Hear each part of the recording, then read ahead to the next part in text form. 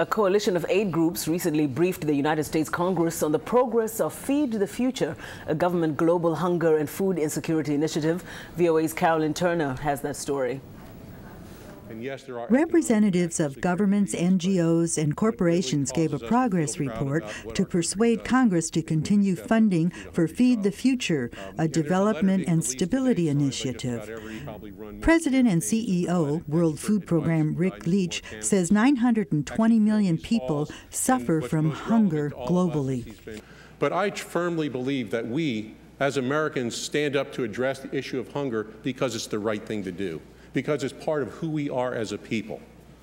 In 2009, the U.S. committed to $3.5 billion over 3 years, and now the business community is being engaged to help break the cycle of hunger. A new tool has evolved in the form of the Global Agricultural Food Security Trust Fund, with support from governments and foundations.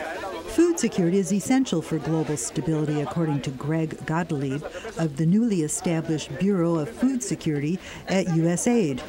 Well, I think when we look at food prices, it has been an element in some of the instability that we've seen. We saw it back in 2008. Algeria is an example of food riots. Egypt had food riots. Mexico had food riots. I think this time around, while prices aren't as high as they were then, the concern is that with rising food prices, where it really impacts is at the most vulnerable level. A large part of the plan includes training local farmers, agents, traders, government employees, and people to work in shipping and markets. USAID says the investment is good for both economies and also creates jobs in America. Each country sets its own priorities and is accountable for the program, according to the ambassador of Rwanda to the United States, James Kimonyo.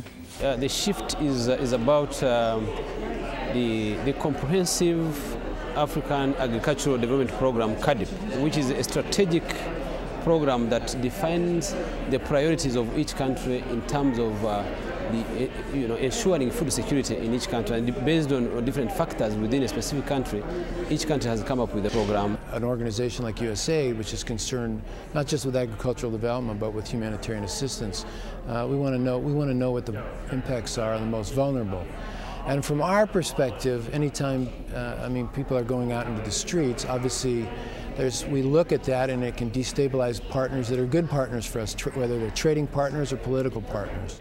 With budget cutbacks likely to come soon from the U.S. Congress, critics say the United States cannot keep its current commitments. But pollster Jim McLaughlin says the U.S. public supports a program such as Feed the Future. And it was close to 80% believe that we can help reduce hunger, not just here in the United States, but around the world. It's one of those issues where they actually understand that technology has actually helped us. And they believe that, hey, if we can send a man to the moon, we can surely solve the hunger problem here.